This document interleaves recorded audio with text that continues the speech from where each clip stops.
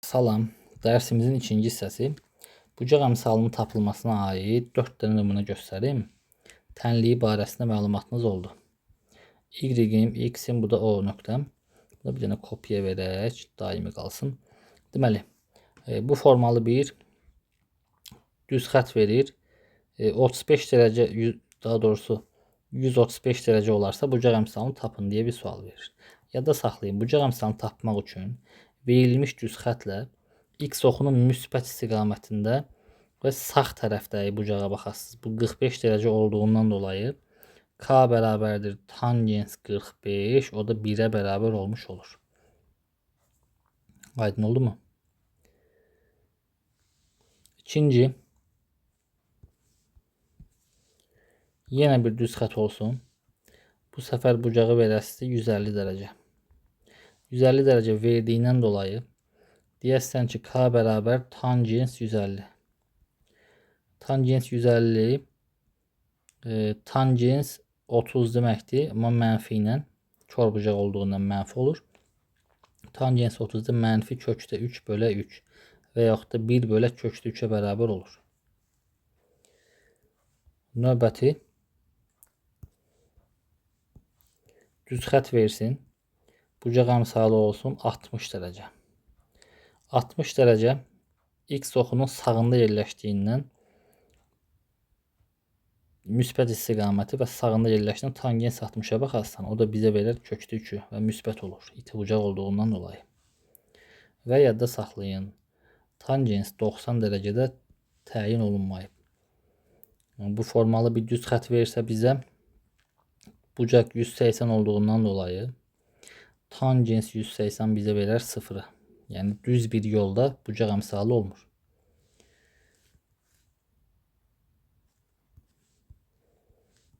Əgər Y-ə paralel verərsə 90 dərəcə əmələ gəldiyindən yadda saxlayın. Düz divara qalxmaq mümkün deyil. Yəni bucaq əmsalı olmur orada. K bərabər tangens 90. Bu təyin olunmayıb. Yəni qiyməti yoxdur bunun. Təyin olunmayıb. Bu formal. Sonra bizdə var, məsəl üçün verilmiş 3 nöqtənin bir düz xət üzərində yerləşib yerləşmədiyini müəyyən etmək. Tutalım 3 dənə nöqtə verir bizə. A olsun. Ehtiyac yoxdur bunlara. Bu 3 nöqtənin bir düz xəttə aid olmasını yoxlamaq üçün mən nə etməliyəm? Bunların bucaq əmsallarına baxmalıyam. Yəni K AB bərabər olmalıdır K BC bərabər olmalıdır K AC-yə. Yəni bu iki nöqtəyə nəzərən bucaq əmsalına baxasıyam. Bu 2 nöqtənin. Sonra bu 2 nöqtənin və ən sonunda A ilə C-nin. Buna aid bir sual göstərim sizə. Məsəl üçün nümunəsi olsun belə. A olsun 1-in 3-ə, B olsun 2-nin mənfi 1-ə, C olsun 4-ün 0-a. Deyib bu 3 nöqtə bir düz xət üzərində yerləşərmi? Deyəsən ki, gəl araşdıraq. A olsun burada, məsəl üçün, bucaq əmsalı KAB. Yəni X-lər, Y-lər fərqi idi. Y-lər fərqi, yəni 3 minus mənfi 1. Bunu Y-dən bunu çıxdım. 1-dən də 2-ni çıxsam. Bu bizə verər 4 bölünsün mənfi 1, mənfi 4. Bunu tapdıq. Bir dəfə də B ilə C-yə baxıram. KBC. C-nin koordinatlarından Y-dən mənfi 1-i çıxıram. 4-dən də 2-ni çıxıram. Aha, buradan gördüm ki, aldığım AB-nin bucaq əmsalı ilə BC-nin bucaq əmsalı üst-üstə düşmədiyi üçün deməli bu 3 nöqtə bir düz xət üzərində yerləşə bilməz. Bir düz xət üzərində nə edə bilməz? Yerləşə bilməz. Aydın oldu mu? Sonra məsələn fərqli bir sual versin. Tutalım. Bənzəri bir sualdır. Deyir A nöqtəsi 2-yə mənfi 1, B nə olsun ay Allah? 3-ə A olsun. C-də mənfi 1-ə 4 olsa, indi ədədlər kəsr ola bilər. 3-ü bir düz xət üzərində yerləşdiyini bilərək A-nı tapın deyir. Şərti tam yazmadım. A nöqtəsi 2-nin mənfi 1-ə, B nöqtəsi 3-ün A-ya, C nöqtəsi də mənfi 1-in 4-ə olarsa. Bu zaman ehtiyac yoxdur. A ilə B-ni, bir də C ilə B-ni yoxlasaz bəs eləyir. AB'yə görə bucaq əmsalı nə olar? Y-lər fərqi, X-lər fərqi. Yəni A-dan -1'i çıxaram, 3'dən də 2'ni. Bərabər olmalıdır nəyə? Bərabər olmalıdır B ilə C arasında bucaq əmsalına. Ya da A ilə C-ni də yazmaq olardı. Fərqi yoxdur. Gəl A ilə C-ni yazaq. 2 dənə dəyişən olmasın. Bir də A-ya C-yə görə bucaq əmsalı yazıram. AC olsun. Deməli, X-lər fərqi 4'dən -1'i çıxıram. -1'dən də 2'ni çıxsam, olacaq -3 aşağıda, 5 yuxarıda. Deməli, bu ikisi bir-birinə bərabər olduğundan dolayı A üstə gələk 1 bölək 1, 5 bölünsün -3. -3A üstə gəlinsin -3 bərabərdir 5'ə. -3A 8, A'nın -3'də 8. Dediyim kimi kəsir alındı. Bu formada yaza bilərsiniz. Yəni niyə belə yoxladım? Problem yoxdur. İstəyən BC ilə yoxlaya bilər. Yenə də eyni cavabı alasınız. Sonra düz xətlərin Y və X oxuna paralel olması. Y, X olsun. Burada bir dənə kopya vereyim ümumi. Deməli, X bərabərdir A düz xəttdir. Yadda saxlayın. Bu düz xətt Y-ə paralel olan, əgər A müsbətsə sağında yerləşir ordinatın və bu X bərabərdir A düz xətti paralel olur ordinat oxuna. Əgər mənfi verərsə, bu zaman solunda yerləşir. Eynisi Y üçün də keçərlidir. Məsəl üçün Y bərabərdir B düz xətti zamanı burada X 0 olur və Y oxu üzərində yerləşir. Apsis oxuna paralel olmuş olur. B müsbət olarsa burada yerləşər. B mənfi olarsa X-in aşağısında, X oxundan aşağıda yerləşmiş olur. Mənfi B eşittir 0 qeyd eləyək bura. Buna aid nə sual verə bilər? Məsəl üçün deyə bilər ki, bizdən X bərabərdir 5, X bərabər -3, Y bərabər 4, Y bərabərdir -6 düz xətlərinin əmələ gətirdiyi fiqurun sahəsini tapın, ya xaricin çəkilmiş çevrəsinin radiusunu tapın. X bərabər 5 təqribən buralarda bir yerdə olsun. X bərabər -3, mənfi tərəfdə yerləşməlidir. X oxunda Y-ə paralel. Bunları çəkdim. İndi Y-ləri göstərək. Y bərabər 4 müsbət istiqamətdə təxminən burada yerləşsin.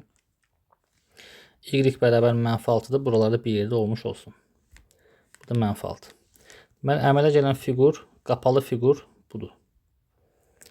Düzbucaqlı əmələ gəldi uşaqlar. 90 dərəcədən dolayı. Düzbucaqlı əmələ gəldi.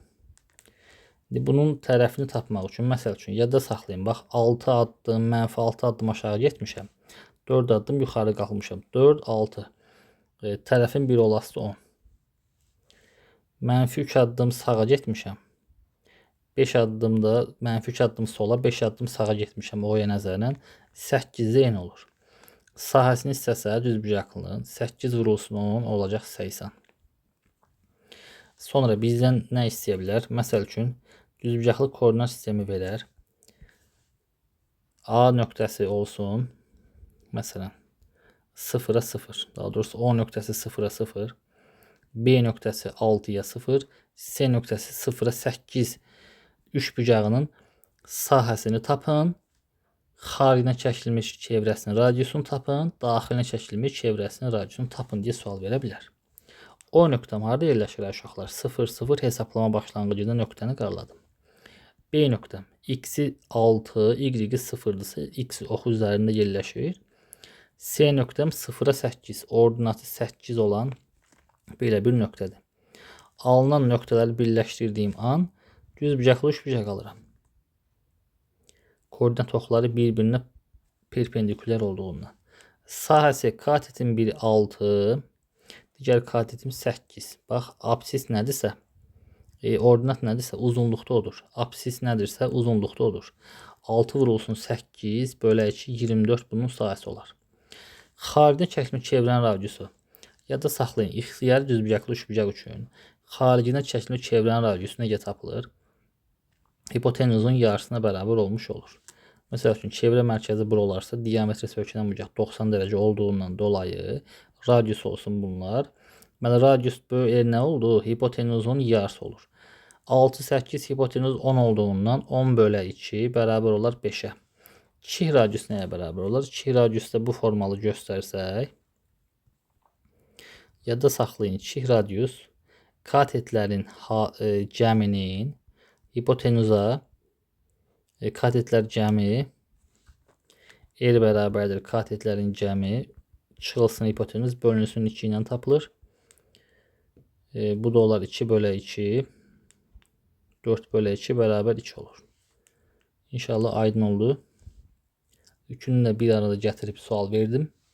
Sonra belə bir sual verə bilər. Y bərabərdir. Yada saxlayın. A x minus m'in kvadratı üstə gələk n. Kvadratik funksiyasının təpə nöqtə koordinatları necə tapılır? M'i əks işarə ilə, n'i olduğu işarə ilə. Bu bizdə nəyi bildirir? X'i bildirir. Bu da bizdə y koordinatını bildirir.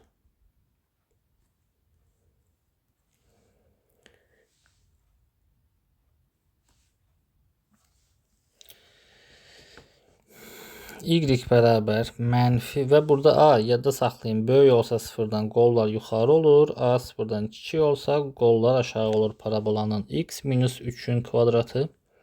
Y bərabər x plus 5'in kvadratı. Deyir bu parabolaların təpə nöqtələri arasındayım. Məsafəni tapın. Məsəl üçün koordinat sistemini çəksəm, birinci belə göstərim, sonra gerisi rahatdır. Bunun eni sıfırdır. Təpə nöqtəsi A olsun. Mənfi 5'e 0. Bunu əks işarə ilə, bunu olduğu işarə ilə. Bunun təpə nöqtə koordinatı qarşıdakı mənfinin yalnız qola dəxli var. M-nə yox.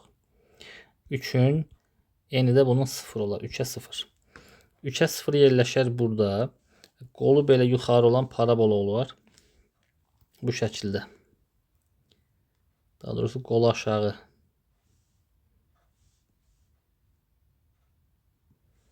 Digər parabolanı quraq.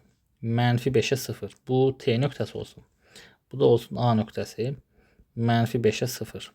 A nöqtəsi də qolu yuxarı olan bir parabola olası bu zaman. Aparıb yerləşdirdim yerinə. Bunlar arasında məsafəni istəyir məndən. A ilə T arasında məsafə nəyə bərabər olar uşaqlar? Belə də görünür zaten. 5 addım bura, 3 addım bura. AT məsafəsi olar 8. Bəs qrafik çəkmədən necə yazın bunu? 2 dənə nöqtə, təpə nöqtə koordinatlarını tapdım mı? Aysə ol. Tapandan sonra AT məsafəsi 2 nöqtə arasında məsafə düsturuna görə 3 çıxılsın mənfi 5'in kvadratı. Üstə gələk 0 çıxaq 0'ın kvadratı. O da bizə 64, 8 vermiş olar. Bənzəri bir sual daha yazın. Buna aid y bərabər x minus 2'nin kvadratı plus 5 olsun. Y bərabər mənfi x plus 3'ün mötərizə kvadratı minus 2 olsun. Təpə nöqtə koordinatım A olsun. 2'ye 5. Digər təpə nöqtə koordinatım B olsun. Mənfi 3'e mənfi 2. Və AB məsafəsi istədiyindən məndən təpə nöqtələr arasında məsafəni necə yazmış olaram? Deməli, mənfi 3 çıxılsın 2'nin mötərizə kvadratı. Mənfi 2 çıxılsın 5'in mötərizə kvadratı. Bu da bizə verər 25 üstə gələk 49. Cavab olacaq nə? 74. Kök altında 74. Bu formalı tapa bilərsiniz. Sonra düz xətlərə aid düz xətlərin paralelliyi. Əgər iki düz xət paralel olarsa, bu zaman y bərabər k1x plus b1, y bərabər k2x plus b2. İki düz xəttin paralel olması üçün bizə lazım olan şərtlər hansıdır? Bunların bucaq əmsalları eyni olmalıdır. Lakin sərvə sədləri bir-birindən fərqli olmalıdır. Sonra düz xətlərin üst-üstə düşməsi var. Üst-üstə düşən zaman